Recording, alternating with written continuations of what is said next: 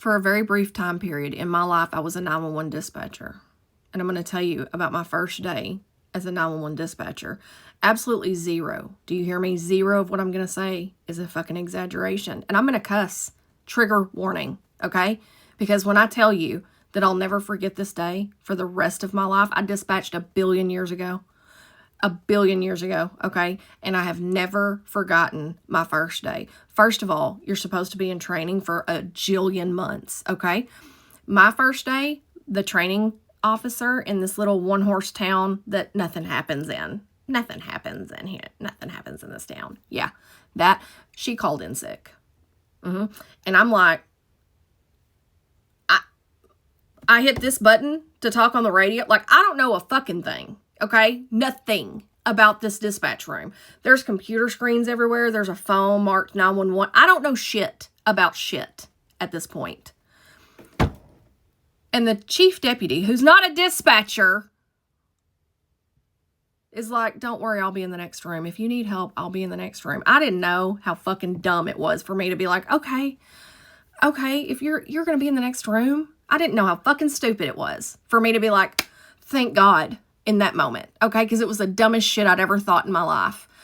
I'm sitting there and 911 rings. It's this fucking god-awful ringtone in this room. There's a light that flashes. There's shit happening, okay? And I'm like, they want me to do this without a fucking thought in my brain of how to do this. But okay. So I answer the phone and I'm like, Blank County 911, what is your emergency? And this bitch goes, I need you to send somebody. I'm hiding in a closet from my brother. He's got a knife and he stabbed me and he's going to find me if you don't hurry.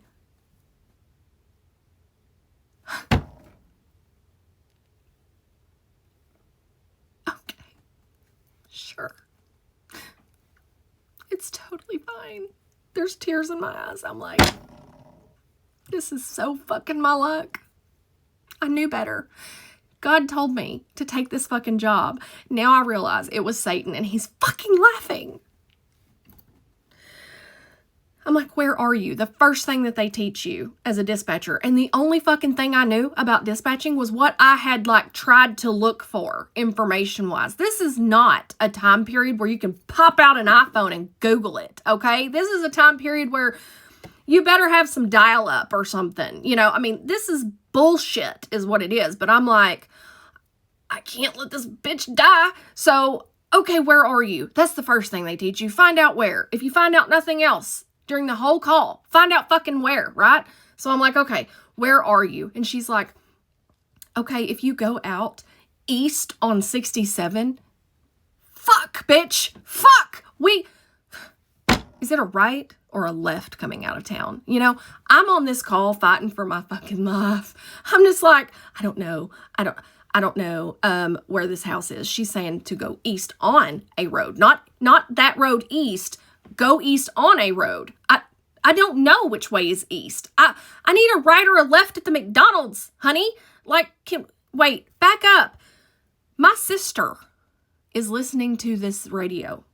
She's in Scannerland because she works at a body shop. She calls me on my little flip phone, my fucking flip phone that's this size. And she's like, bitch, that's the wrong direction. You're sending them the wrong direction. Okay, autocorrect. So I'm like, guys, it's the other way. It's the other 67. That's my bad. I thought she meant 67 east, but she just meant east on 60s. I'm so sorry. So she's giving me, now the records clerk in this fucking sheriff's office is like, maybe she needs help. The chief is hearing the radio and he's like, because I'm so much help, I'm going to send you the records clerk. So the records clerk comes in and sits down in dispatch next to me with a notepad. She's like, anything I can do to help? And I'm like, I don't fucking know. I don't know what's happening. Did you know shit like this happens in fucking this place? Did you know that shit like this was going to happen today? I'm by myself. I don't know what I'm doing. I don't know what I'm doing. And she's like, okay, calm down. What's the description of the house? Now we think we have them headed the right direction. We just need a description of the house because she doesn't know the house number. She doesn't know the house number. She's hiding in a closet, okay? And I'm picturing in a pool of her own blood, right? She's been stabbed. The clock is running. What the fuck, Jennifer? Do something. And I'm like, I don't know what to do. I don't know what to do. But okay, what does the house look like? What color is the house? Any fucking thing. Is there a truck in the driveway? Whatever. She's like, it's a white house with green trim. And I'm like, a white house with green trim. That's great. Okay, guys. Hey, units, it's a white house with green trim. It's going to be on the right-hand side of the road. And then the next, as soon as she hears me tell them on the radio. And my helper has written down white house, green trim. Okay, what else? She goes, no, I'm sorry. It's a brick house with white trim. And I'm like, it's a what now? Wait, what? So the house is not white with green trim? She's like, no, it's a brick house. It has white trim. I'm sorry. Guys, I think it's a brick house with white trim.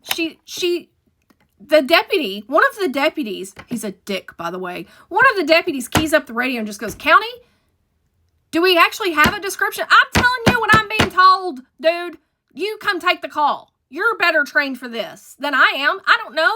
She said white house with green trim. Now she's saying brick house with white trim. I don't know, dude. We're in la la land, okay? I am trying not to have a heart attack. I think y'all need EMS on standby for me. For me, okay? EMS should be here for me at this point. Finally, this woman tells me her name. Because she wouldn't earlier in the call. I swear to God, she wouldn't tell me her name. Finally, she slips up. She gives me her name.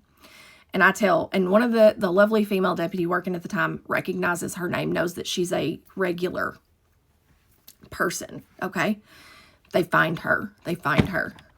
Do you know what happens when you send police officers to a call where someone is armed, dangerous, has already hurt someone, the victim is hiding from them, they're armed, they're aggressive? Do you know what they show up like? This poor man is in the front yard. He's got his head under the hood of a truck. He's working on this truck. And my guys, plus the troopers of the area, everybody, the game warden, everybody, pull up, guns blazing, literally guns drawn on this man. And he looks out from the hood of his truck and he's like, hey guys, what the fuck? What the fuck? You know, he's literally, what the fuck? I am still on the phone with this woman and I'm telling them she's in a closet, she's hiding, she's, waiting. I told her not to leave the closet until an officer comes to get, and then I hear the officer in the background. I'm like, you're going to be okay. I saved your life. I saved your life. Only to find out that she was a patient, that he didn't know she had the phone. He's her brother. He takes care of her. He had no idea she was awake. He had no idea she had a phone. And I went back for 5.5 years. And I did that job. If that doesn't tell you how much of a glutton for punishment I am, I don't know what will get it across to you. For 5.5 years, I took calls in that dispatch and thought to myself, people in small towns have absolutely zero idea what is going on around them. None of them know any of their neighbors. They don't know anything about anybody. And I was born and raised in this town. When I walked into dispatch the first day, I looked at all that equipment, all the daunting equipment, and I thought to myself, it's going to be fine. Nothing happens here. Nothing happens here. And then 911 rang.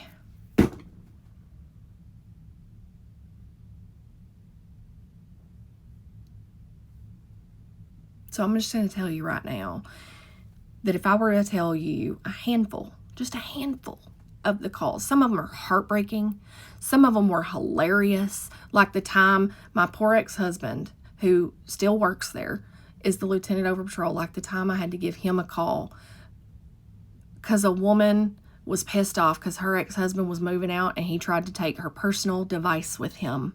And they had just put out a policy of you had to put everything out over the radio, everything. And I had to give the shyest sergeant over patrol a call and figure out how to word that. I did it. Y'all don't give dispatchers enough props. You can give them all the props. You're not giving them enough props, I promise you. They live in a world of what the fuck.